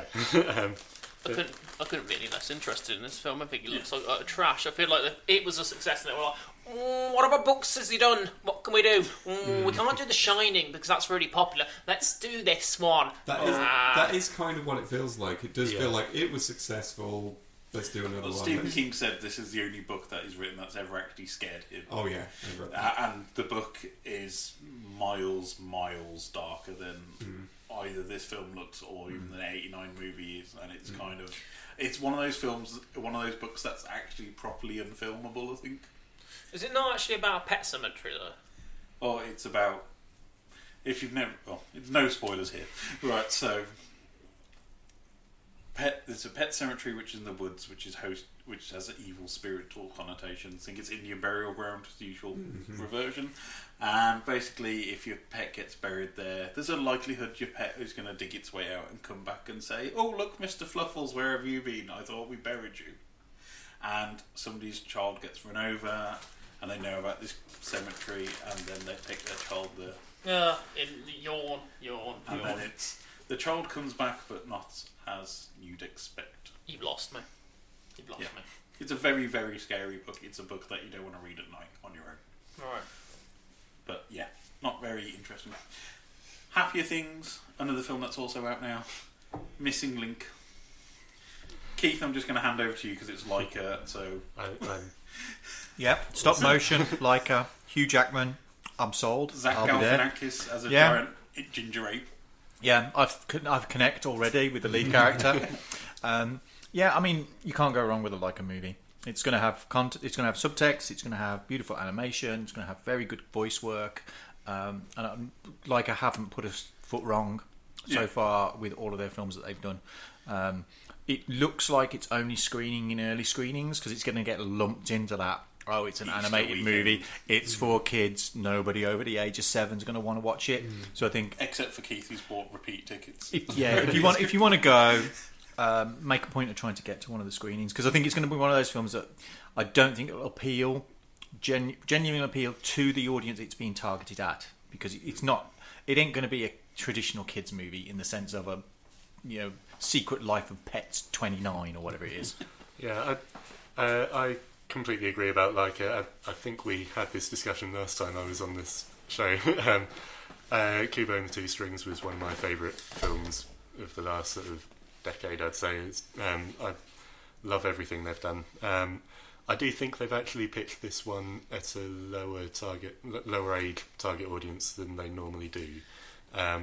But yeah, completely the same. I'm really looking forward to this.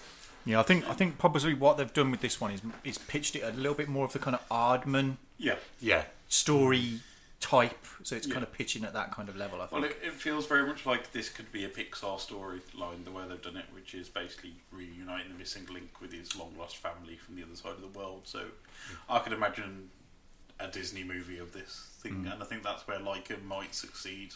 Because they've never really had the box office success they deserve. Yeah. They've done some great films, and I don't think they get enough separation out of the Disney Pixar bundle. I'm sure there'll be some subversion of the traditional saccharine kind of message thing that gets in there, because all of their films have got some emotional gut punch at some point in them. Where a character realises. Well, I did like profound. the bit where it's basically like saying, says the magic words, and what was like. So what does that mean in your language? Go away. Well, it's Shangri-La, basically, isn't it? Yeah. So I think it's a solid trailer. Next one along, Jim Jarmusch is doing a zombie movie. So my reaction to this when it first started was like, oh, it's a zombie movie. I'm checked out of this already. And then Bill Murray showed up, and I'm like, oh, hang on a minute. Now you have my attention. And then by the end of the trailer, I'm like, I need to see this film. I'm loving Adam Driver. He's not getting enough work. Yeah. Yeah, you could give me a small fragment of Adam Driver in a movie over an entire movie featuring everybody's favourite plank of wood, Ryan Gosling. Because Driver he's got personality, he's got charisma. Serious acting chops, he can do comedy, his charisma, you want to watch him, he's an interesting guy, and him being in that, I mean, coming off Black Klansman, where he played a fantastic role, this again seems to be fitting into that kind of slightly quirky, comedic thing that he's going for. I mean, Iggy Pop's appearance in the trailer is one of the best appearances of Iggy Pop. Was Iggy Pop just playing Iggy Pop there? I think Iggy Pop just woke up and they just put him in, basically. Tilda Swinton as well looks fantastic. But what I like about it is the fact that it's like, are we now into a Jim Jarmusch monster trilogy? Because he did the vampire flick with Tom Hiddleston and Tilda a few years ago. So it's like, okay, what's next? A werewolf movie. Yeah, oh god, a Jim Jarmusch werewolf movie would be fantastic. I mean, Tom Waits is in this as well. Like, that's fantastic. Like, it is like the best cast ever for a zombie film. I mean, Riz is in it as well. Yeah. And the poster's awesome with all these names on. People are looking at that going, because they released this trailer on April 1st. So a lot of people were going, this has got to be a joke. This is a bit like Dundee last year with all this kind of like big cast of people going, is this really a movie, Jim Jarmusch? And it's got all these people in. But I'm so pleased it's a genuine actual flick. I think from the very start of that trailer you get the comedy thread feeding straight in. It just made me happy to watch this trailer, because even though the subject matter's not a traditional comedy film thing, it just made you feel happy. It was a fun trailer to watch. I feel that though, when's it out? October? No, it's sooner than that. I think it's June, July. Actually, I fear that like now this has emerged, Zombieland 2 has got a lot to live up to. Yeah. I don't know how that's going to work, because there's been such a gap between that. Are they going to just pretend it's been 10 minutes? Because the daughter in it's grown up. I think if they do that, they've got to embrace the fact that that actual amount of time has passed. Yeah. And it's the repercussions of it. It's actually going out on the 14th of June. So yeah, I thought it was pretty soon. Popcorn flick movie. Go support Jim Jarmusch, yeah. Yes. Yeah. Shall we go back to the dark movies then? Brightburn. Right, so this has been plugged quite a lot with Ryan Gunn's name being attached to it. James Gunn. James Gunn. James Gunn. One of the Guns. Bob Gunn. Mini Gunn. You know, it's a non-Marvel, non-DC superhero movie. Yeah. I think Chronicles probably already covered this kind of it's subject matter basically before. What If Superman was bad. It felt so much like this is a Black Mirror episode that's been spun out into a movie. Yeah, see, like at the beginning I thought this sounds like a really interesting concept, and then the very last shot of that trailer where he just rushes at that woman, I was just like, oh, it's a generic modern horror movie, or at least from that perspective. Yeah. Not going into it not knowing what it was. So. But I think, as you said, Chronicle did it much better. I think there's some decent plot in there, whereas this one just looks like, yeah, he's a nasty little boy. Only his mommy really likes him. I think I'd rather watch a turd floating in a toilet bowl than this, to be honest with you. This looks like a stinker. I mean, they've tried to make it look like it's a properly scary film, and I think it's going to be one of those films that thinks it's really scary and terrifying until people watch it and then laugh. It's like they've gone, Marvel's too happy. Also, the title. The DC Extended Universe isn't dark enough for you. We've got the superhero for you. You're so dark and gritty. You wear sunglasses in the house in the dark. Doesn't like Brightburn as well sound like almost like was ringing bells of like Bright House, you know, where you put Brightburn, you put the deposit down like for fire. TV. Turns out he's actually an alien rabbit from another planet. I'm not impressed. No. And I will not be spending my $1 to go. It could be okay. It could be okay, but right, this should be a happy film, but it's not. Aladdin. Right, so my main takeaway from this is... There's several pages of notes on Aladdin here. He is flicking through his right. So my main thing from Aladdin, the one positive thing, is that I get the sense that we're getting another Will Smith rap theme song. And I've missed those. Otherwise, this film looks utterly pointless. Will Smith will never, ever, ever, Disney, you're listening, ever replace Robin Williams in that role. Yeah, but no one will. But when like Will Smith is coming out of the trailer, the best thing this time as opposed to last time, like he doesn't seem great in it, but he seemed like he was the best thing in the trailer, which is like, and that's bad. That's bad. I do feel a lot better about the film having seen the trailer after I saw the teaser trailer. So I don't know, that version of A Whole New World really annoyed me. Well, it wasn't great, but I mean, I saw the teaser and by the end of it was sort of thinking, oh no, oh dear. I want to know why they edited in all those Assassin's Creed clips though of him running. I mean, the many Tobias Funke get arrested development jokes have been made to death, and I'm not going to contribute to them. But if you've not looked at them, have a look online. I feel like with this, Disney have made a real error.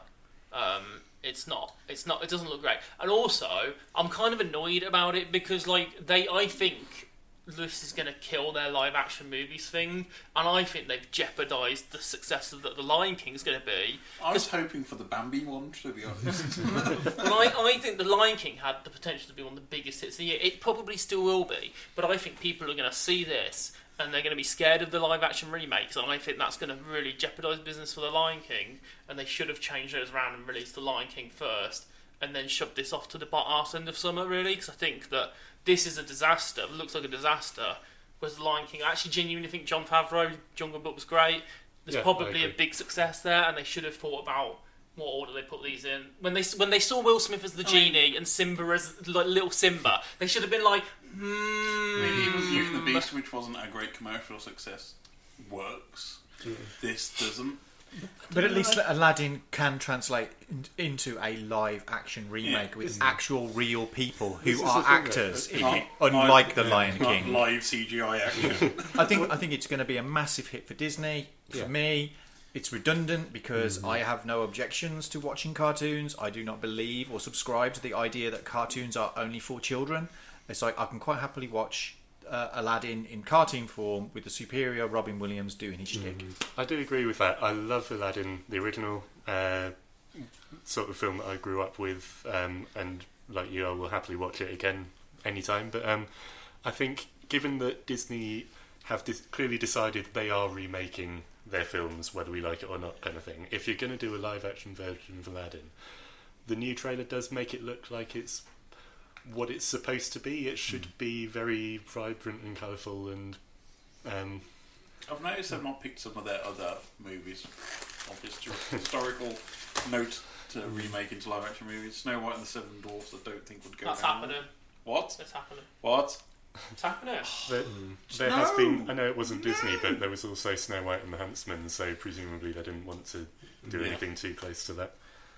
Stop, Disney! Stop what you're doing. I'm looking forward to the live action remake of the Aristocats. I'm totally on board for that. American Tail 5 Goes West, which I know isn't Disney, but that would work as a live action remake. I was going to, for my Record Store Day DJ set, DJ Everybody Wants to Be a Cat, but I had to think about that carefully.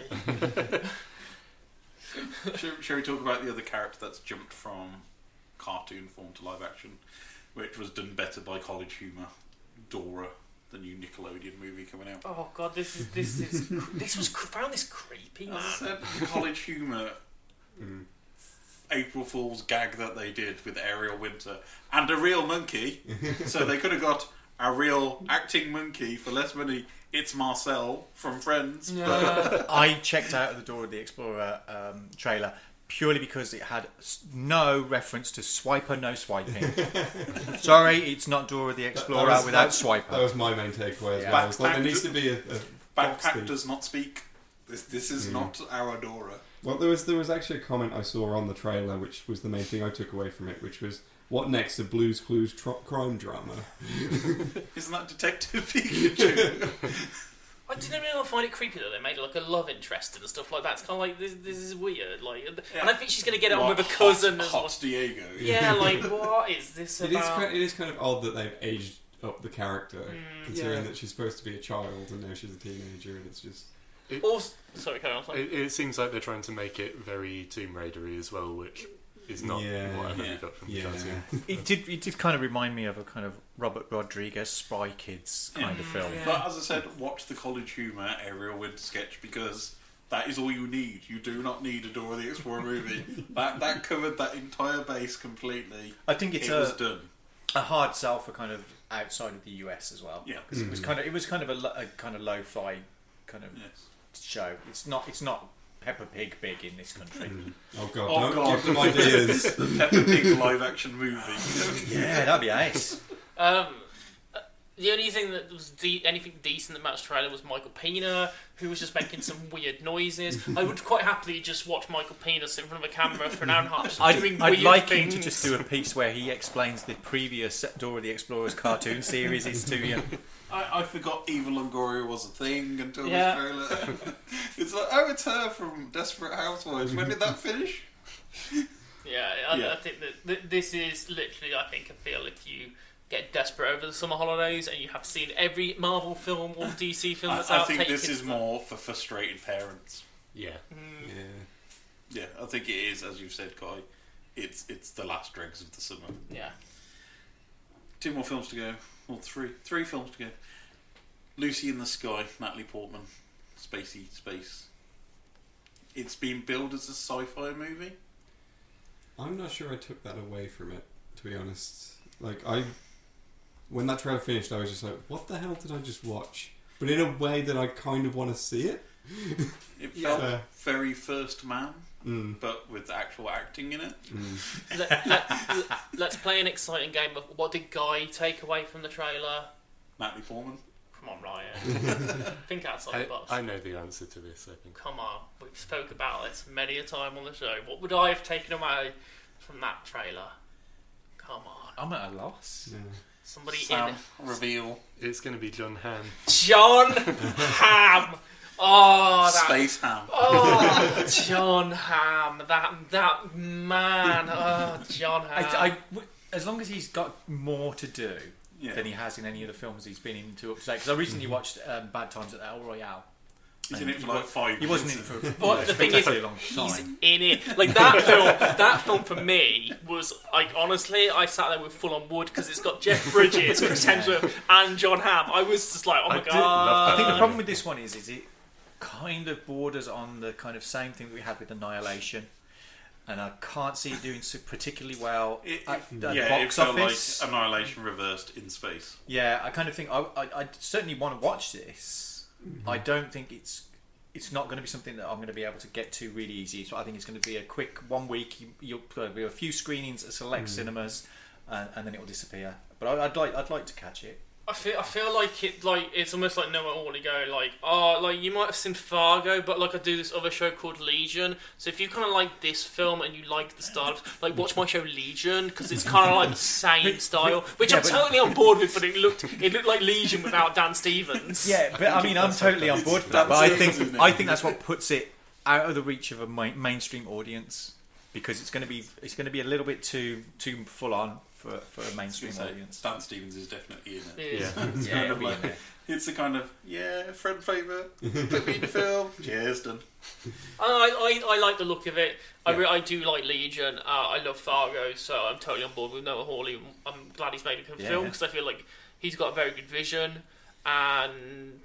He's been doing it in TV for years at a very cinematic look to everything he's produced on TV. That first episode of Legion is one of the most beautiful episodes. Stunning. Yeah. But I mean, like even like when you like with Legion, obviously there's the surreal element. But then when you look at Fargo with like the landscapes, landscapes and UFOs and all the rest of it. Yeah, exactly. So like the way Fargo looks is beautiful. So I think that this is going to translate. Yeah, it's so quite spectacular. But what the hell is it about? Like, what was that all about? I have no idea what it's actually about. But that's why that trailer works so well. She went to space, she comes back, and something's not right. Yeah. But that's how it works so much better than the Quentin Tarantino one. In terms of this was a well-made trailer. Yeah, because I would agree with that one. Like I said, like it left me wondering what the hell was going on, but I wanted to see it to find out what was going on. It's like they could have had the Starship Troopers. Would you like to know more? Message at the end of it, and I'd have been on for that. I'd have rang that number. Time for our penultimate trailer, the film that didn't need to exist. Toy Story 4. Yeah. I don't know about this. Again, this is what we've discussed with a couple of trailers now. Tarantino not giving away too much. Lucy in the Sky Diamonds trailer didn't give away that much. Like again, this trailer for Toy Story 4 doesn't necessarily give away that much about. I don't fully understand still what the plot of Toy Story 4 is. Girl makes a spoon.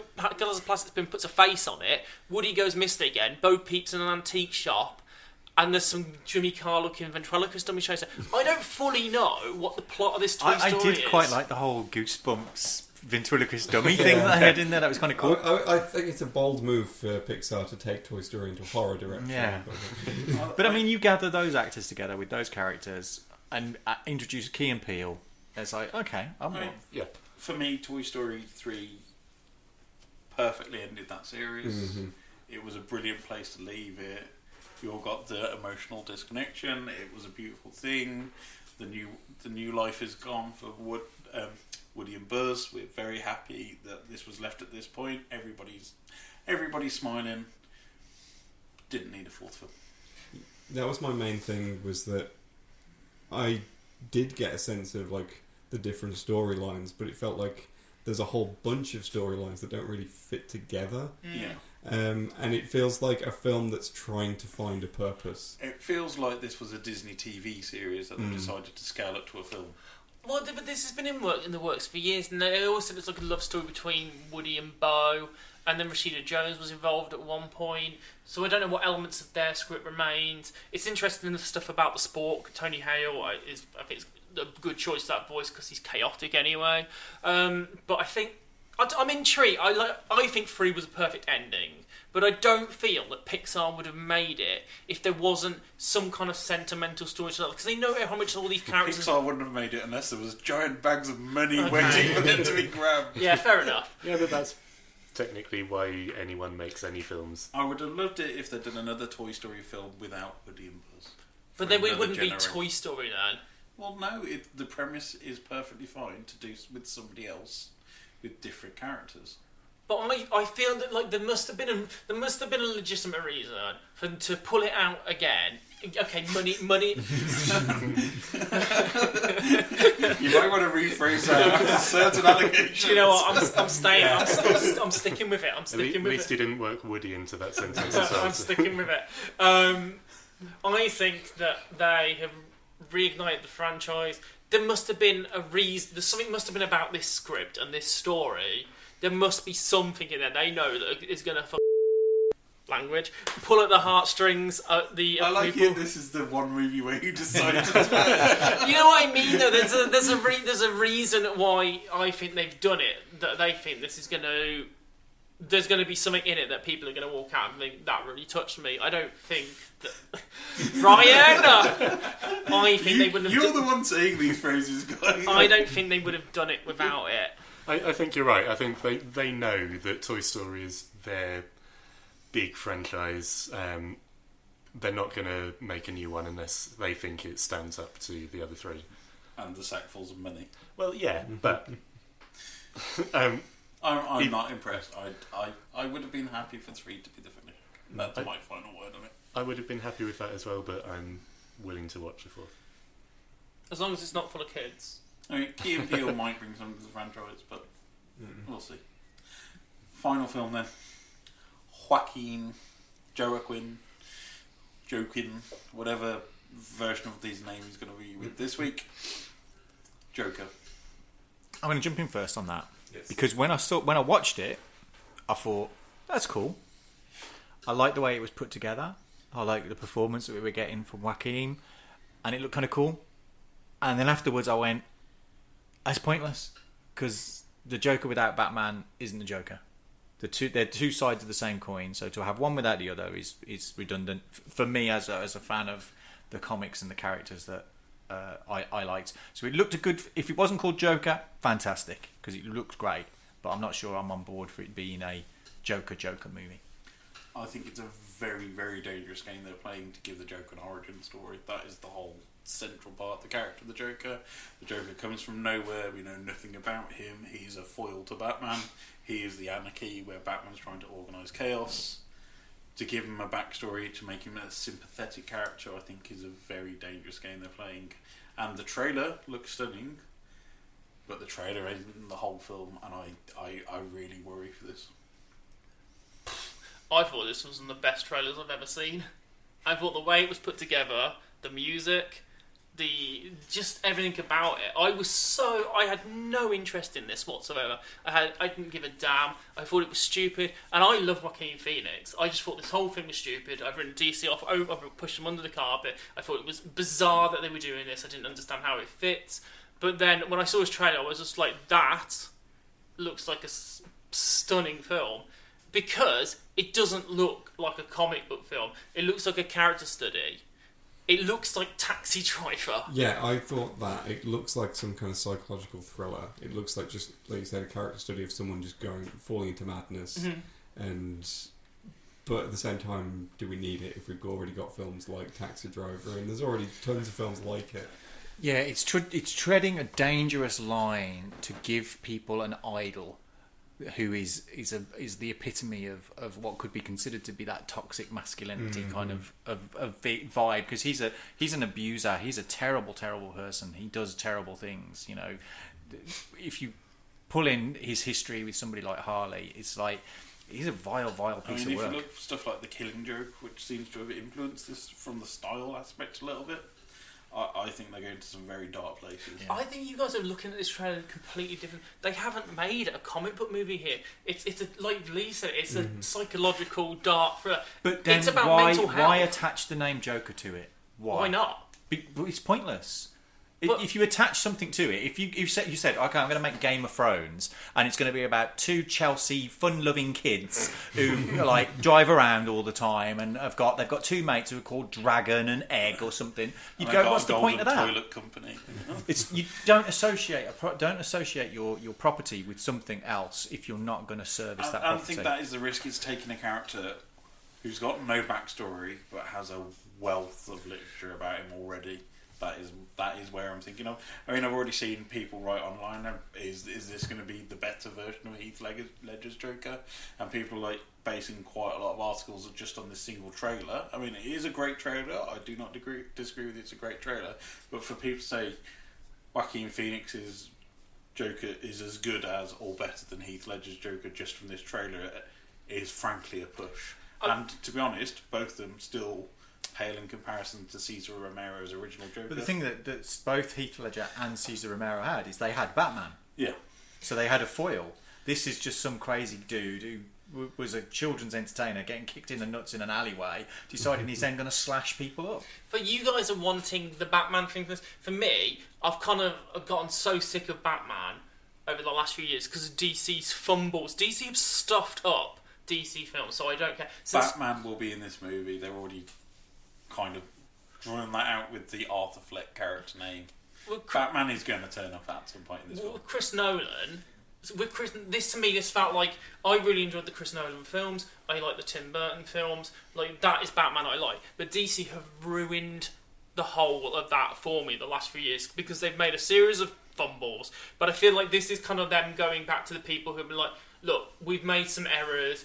We know a lot of you have lost faith in Batman as a concept, but what we're going to do here is we're going to do something a little different. For you people who liked the darker Chris Nolan stuff, we're going to try and get you back on board with this stuff, and then we can have the silly, cartoonish kids DC nonsense we put out every summer. But this is going to be something a bit darker, Batman stuff, and we'll see how this goes. And if it's a success, we may do a few series of films. But it's I'm like, totally that's on like board. going, you didn't like the heroes, so we're going to give you a villain to But like. DC's stupid now. The DC films are stupid, and this is Warner Brothers wisening up and realizing they need to save their franchise. I think it's dangerous play. It's dangerous play presenting you these, and he's not even an anti-hero. He's not like a Wolverine or to some extent a Venom, who has some sense of redemption in their character art. There's no redemption to this character. The Joker is not a character who ends up doing good things. The Joker is a representation of anarchy and of violence and of hatred, and he's the foil to Batman striving for good. Even though he's a dark person, the Joker's the actual opposite. He starts from a good point and goes into darkness. I think, we're sort of mentioning about the Chris Nolan things, though. I think that was a better way of handling the Joker's origin. Yeah. Because, it's just the Joker telling you, this is where I came from, but there's that sense of, this is all crap. Yeah, I made this all up. Yeah. And every single story is different. Yeah, exactly. And I think that's the only real way you can work with that character for an origin story. Like you said, it's just not really the character at that point. Yeah, I mean, it's a whole dangerous thing when you're presenting somebody. If you're weak and get picked on, the only way to deal with that is to be worse than the people who are kicking you in the nuts. Yeah. The fact that the only way to come back at that... That's how I handled life. That's why, for me, I'm attracted to people like Steve Rogers. He sticks up to bullies, but he doesn't stick up to bullies by being as bad as they are. He would go, you keep punching me, I'm going to be here all day. Not, I'm going to slash you up. I mean, for me, it's not about the comic book origins of the Joker. I think for me, whilst this looks so great, it's because I'm getting a bit bored of Marvel now. I'm not 100% excited for Endgame. I'm a little bit fed up of Marvel now. I can't be bothered with DC. I feel like superhero movies are trying to be too glossy, too fun, and this just came along. It was kind of actually, it's a bit of a breath of fresh air. But and it looks still good. Brings us back to the point of if you're not going to embrace the comic bookness, why do it? Why not just create a character who goes through that character arc? You could have had some bloke that dresses up like a clown doing bad things to take revenge on people that did things. You could make this the Taxi Driver death wish of clown people. Well, you could have done this as a DC Comics movie and not even had to refer to it as the Joker, and people would have still gone to watch it. I mean, aside from that, okay, I do agree, maybe this is still kind of a bit pointless, but in terms of a trailer and the way that was put together, it got me very excited. It was a masterful trailer. And I wasn't even thinking about this as a concept but when I actually saw that trailer, I actually thought about it. I love Joaquin Phoenix. I feel like he's one of the finest actors of his generation. The work he's done over the past decade has been superb, and if you look at The Master, I feel if he puts the same performance in here that he did in The Master, it's going to be superb. Martin Scorsese is on board as a producer. I don't think Scorsese would attach his name to a piece of trash. Well, you've got De Niro in there as well. Exactly. Which I'm hoping he's just he's playing the same character as in The King of Comedy. I think you'll find he's going to be Alfred. I feel like people aren't going to go into this, though, wanting this to be a Batman thing. I think they're just going to go into this knowing it's just a dark take on a character we know. If it's a one-off thing, then I think it's going to be a success regardless. If it's a one-off, it's a one-off. If it launches something a bit different for DC, then good, because DC need a solid kick up the arse. They need something darker. And if this is the film that has to launch a darker DC world and darker DC films, then I'm afraid it's got to be Joker that kicks it off. This has got to be the film that kicks off something different for people. Because people like me, who had to go and watch an octopus playing drums, I can't be dealing with this DC. And I liked Batman growing up, and I need Batman to be back to being Batman. You want the DC universe to basically exist in the same universe as Suspiria and Mother. I need DC. The Joker goes to the house in which Javier Bardem and Jennifer Lawrence are living. He's their son. He's the son of the people from Mother. I need DC not to look like an episode of Sesame Street. Sam, what do you think about this trailer? I think it looks good. I completely do see where you're coming from. I think the answer to the question why attach the name Joker to it, though, is because it's going to make more people go and watch it. And if it gets box office success as well as critical success, then that's going to lead to more films of that ilk where they're actually putting the effort into getting the story and the character right rather than going purely for the spectacle. It might actually drive comic book films in the right direction, even if you don't want to consider it canon, maybe, and comic books always have different universes and stuff. You can just say, if you don't like it, I prefer this Joker, and that's fine. Whatever happens is going to be better than Jared Leto's version. I think we all agree. Yes. Oh, yes. Thank you for joining us on this week's Geeky Room Show. Sam, where can we find you online if people want to see your blog or Twitter or stuff? I can't even remember now. I hardly ever go on Twitter anymore. You do your Oscar predictions once a year. I do, yes. So it's... e-i-a@weebly.com, I think. Richard Splat at Splatnet.